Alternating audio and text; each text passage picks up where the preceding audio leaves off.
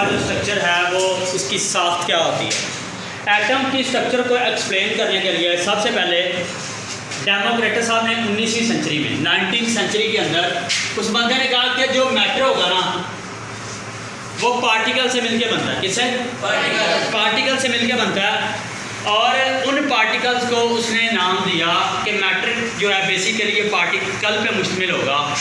अब उसके बाद आगे आगे जैसे डेवलपमेंट होती गई, जैसे जैसे चीज़ें आगे बढ़ती गई, जैसे जैसे टाइम चेंज होता गया, वैसे वैसे केमिस्ट्री के अंदर एडवांसमेंट होती गई, टेक्नोलॉजीज़ का दौर आ गया, चीज़ों और रिसर्च के बारे में थोड़ी सी चीज़ें मज़ीद क्लियर हो गई।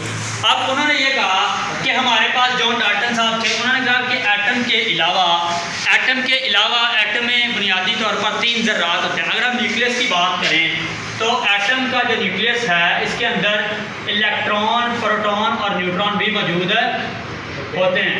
इलेक्ट्रॉन, प्रोटॉन और न्यूट्रॉन। इलेक्ट्रॉन जो है बेसिकली उसने कहा कि इनके अलावा भी एटम का जो स्ट्रक्चर है या एटम की जो साख्त है उसके अंदर इलेक्ट्रॉन, प्रोटॉन के अलावा भी छोटे यूनिट पाए जाते हैं, छोटे पार्टिकल पाए जाते हैं जिनको कहा जाता है सब एटॉमिक पार्टिकल। क्या कहा जाता है?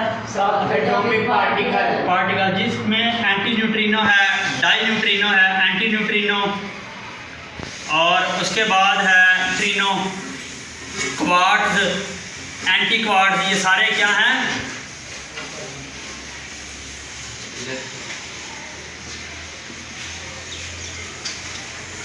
ठीक है जी। अब इसमें वो कहता है कि 3 चीज़ों का होना बहुत ज़्यादा ज़रूरी है। Anti neutrino, di neutrino, electron, proton के अलावा ये पार्टिकल्स भी इसमें मौजूद होंगे। अब साइंसदानों ने बाद में ये निचोड़ निकाला 1897 के अंदर। 1886 में गोल्डस्टाइन ने प्रोटॉन डिस्कवर किया। क्या किया? 1879 में सर विलियम क्रॉक्स ने कैथोड रेज के बारे में एक्सपेरिमेंट किया। 1932 में जेम्स चैडविक ने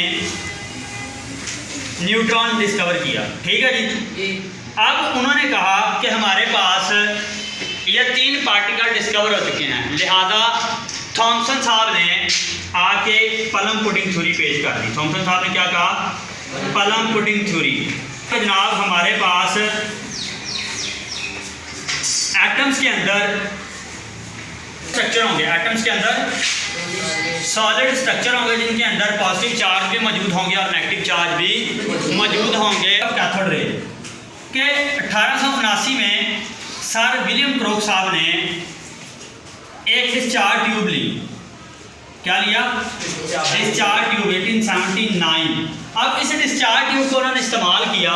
उन्होंने कहा कि इसके अंदर 2 मेटल के इलेक्ट्रोड होंगे। कितने? 2 मेटल इलेक्ट्रोड।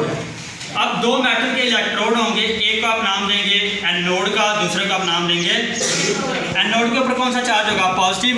और कैथोड के ऊपर कौन सा चार्ज होगा? ठीक है। से प्रेशर अप्लाई करें, कितना? 10 की पावर -4 एटमॉस्फेरिक। कितना? 10 की ताकत -4 या 10 रेज़ की पावर -4 प्रेशर अप्लाई करें।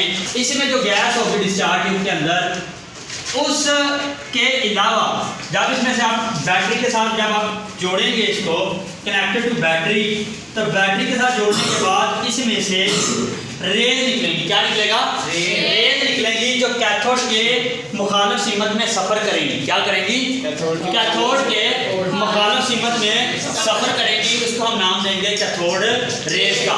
अब इन रेज की प्रॉपर्टीज क्या हैं? हम प्रॉपर्टीज़ को डिस्कस करते हैं। तो जो प्रॉपर्टीज़ हैं कैथोड रेज की वो ये बताती हैं कि इनके ऊपर इलेक्ट्रिक फील्ड का जो झुकाव होता है वो ये साबित करता है कि इनके ऊपर इनका जो झुकाव होता है वो पॉजिटिव प्लेट की तरफ होता है।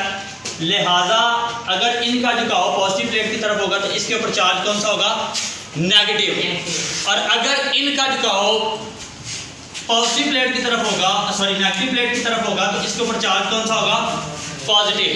अब इन रेज के रास्ते में अगर कोई भी चीज़ आप रखें तो ये उस चीज़ का साया बनाती हैं। क्या बनाती हैं? Shadow of an object. इसकी जो दूसरी प्रॉपर्टी है कि इनके रास्ते में अगर आप कोई भी चीज़ रखेंगे तो उस चीज़ का साया बनेगा। ठीक है जी। तीसरी चीज़ है कि जे थॉमसन साहब ने इनकी मास टू चार्ज रेशो दरियाफ्त की। जे थॉमसन साहब ने इनकी मास टू चार्ज रेशो को डिस्कस किया। अब जो चौथी चीज़ थी वो ये थी कि ये रेज जो हैं इनके ऊपर नेगेटिव चार्ज तो ऑलरेडी है ही, लेकिन कैथोड रेज का नाम इसे क्यों दिया गया? कैथोड रेज का नाम इन्हें इसलिए दिया गया क्योंकि जो भी गैस आप इसके अंदर इस्तेमाल करेंगे, इस गैस की नेचर चाहे कोई भी हो, इस गैस की नेचर चाहे कोई भी हो, तो इस गैस की नेचर हमें ये बताएगी कि गैस की नेचर डिपेंड नहीं करती कि कैथोड रेज किस तरह की होंगी या किस तरह बिहेव करेंगी, इनके ऊपर पॉजिटिव चार्ज होगा या नेगेटिव चार्ज होगा। लेकिन बाद में साइंसदानों ने यह नतीजा निकाला कि ये बेसिकली रेज है ही नहीं। बाद में साइंसदानों ने इनको कहा कि ये रेज बिल्कुल नहीं है। साइंसदानों ने तजर्बात किए, उन्होंने कहा कि बाद में उन्होंने बताया कि ये रेज हैं ही नहीं, ये बेसिकली पार्टिकल्स हैं, फास्ट मूविंग पार्टिकल है। क्या है? फास्ट मूविंग पार्टिकल्स हैं, फास्ट मूविंग पार्टिकल्स। और इन पार्टिकल्स को नाम दिया गया इलेक्ट्रॉन्स का। किसका नाम दिया गया? इलेक्ट्रॉन्स का। ये जनाब आज का आपका टॉपिक है कि डिस्कवरी ऑफ कैथोड रेज।